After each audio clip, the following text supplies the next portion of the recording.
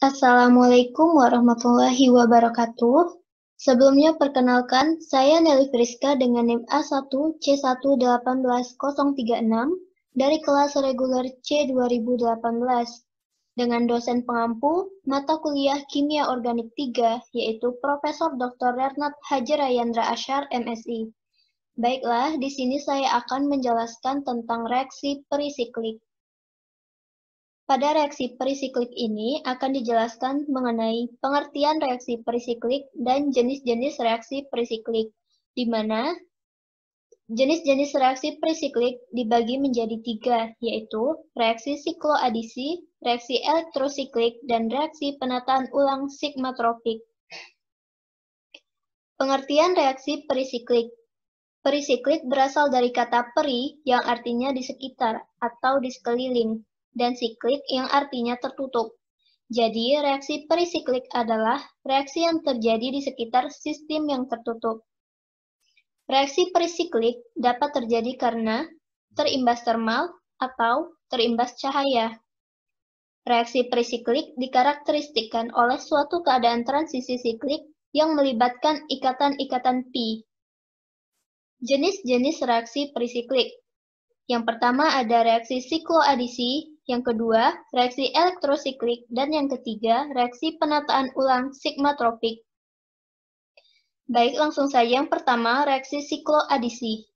Reaksi sikloadisi adalah reaksi antara dua molekul tidak jenuh atau mempunyai ikatan pi menjalani suatu reaksi adisi untuk menghasilkan produk siklik.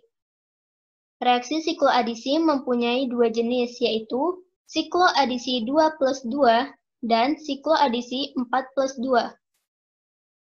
Sikloadisi 2+2 artinya 2 elektron pi plus 2 elektron pi. Sikloadisi ini dapat terjadi dengan adanya cahaya dengan panjang gelombang yang sesuai, tetapi tidak mudah terjadi bila campuran reaksi itu dipanaskan.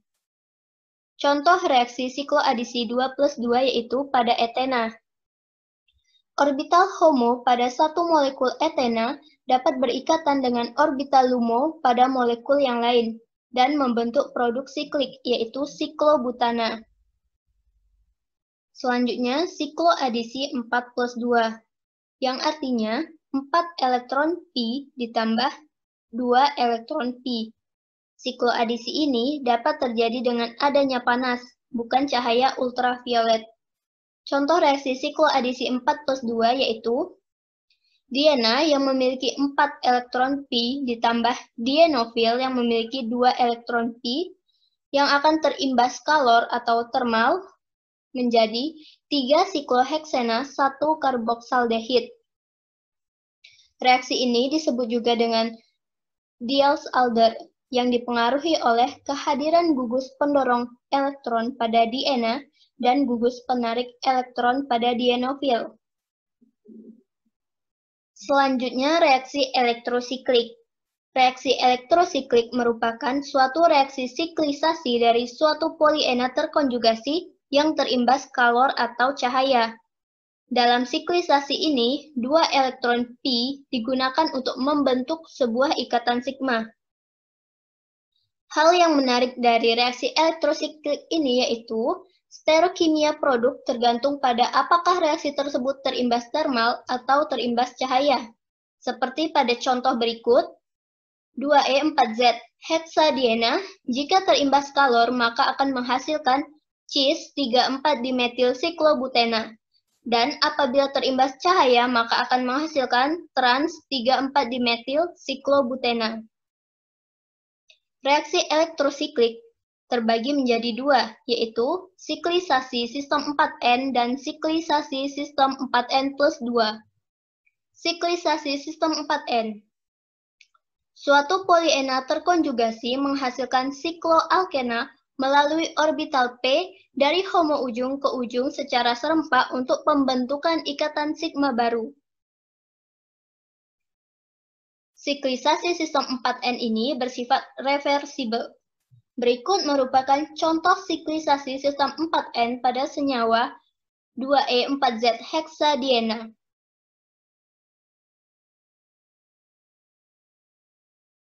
Dalam reaksi elektrosiklik, pembentukan ikatan sigma baru dapat berlangsung secara konrotasi dan disrotasi, di mana konrotasi merupakan rotasi dalam arah yang sama, sedangkan disrotasi merupakan rotasi orbital p dengan arah yang berbeda.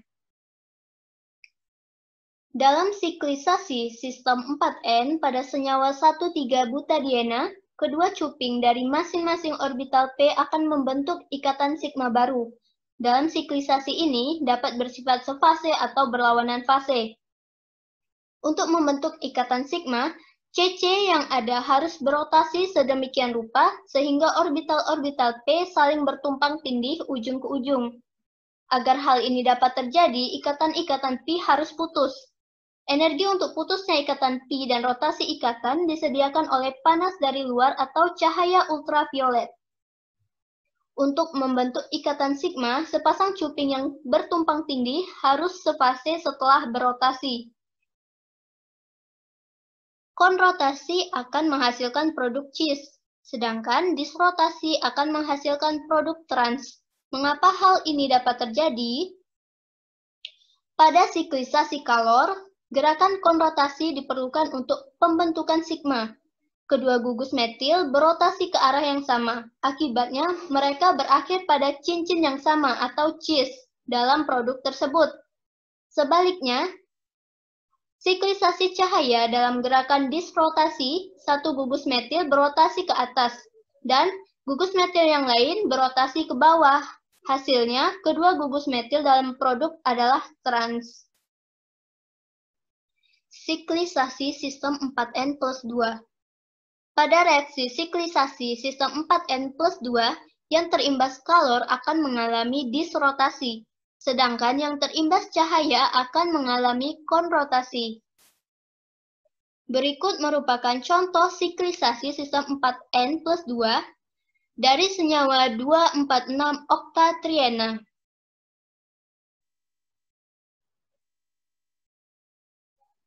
Reaksi yang ketiga adalah penataan ulang sigmatropik. Penataan ulang sigmatropik adalah geseran intramolekul serempak suatu atom atau gugus atom. Penataan ulang sigmatropik dikelompokkan berdasarkan sistem penomoran rangkap yang merujuk ke posisi-posisi relatif atom yang terlibat dalam perpindahan atau migrasi. Pengelompokan penataan ulang sigmatropik yang pertama ada penataan ulang 1,3, yang kedua penataan ulang 1,5, 3 penataan ulang 1,7, dan yang keempat penataan ulang 3,3. Selanjutnya, contoh penataan ulang sigmatropik. Yang pertama, penataan ulang CHOP. Penataan ulang ini merupakan jenis reaksi penataan ulang di mana 1,5 heptadiena mengalami penataan ulang sigmatropik 3,3. Reaktan dalam penataan ulang ini yaitu 1,5 heptadiena yang akan menghasilkan 3-metil 1,5 heksadiena. Yang kedua, penataan ulang Claisen. Penataan ulang ini merupakan jenis reaksi penataan ulang di mana alil fenyl ether mengalami penataan ulang sigmatropik. Reaksi ini terjadi secara intramolekul dengan keadaan transisi siklik untuk membentuk ikatan karbon-karbon yang baru antara karbon pada ujung dari aril dengan karbon aromatik, di mana reaktannya yaitu alil fenyl ether yang akan menghasilkan bentuk keto yang berada di tengah dan bentuk ortoalifenol yang berada di sebelah kanan. Baiklah, sekian materi yang dapat saya sampaikan pada kesempatan ini mengenai reaksi perisiklik.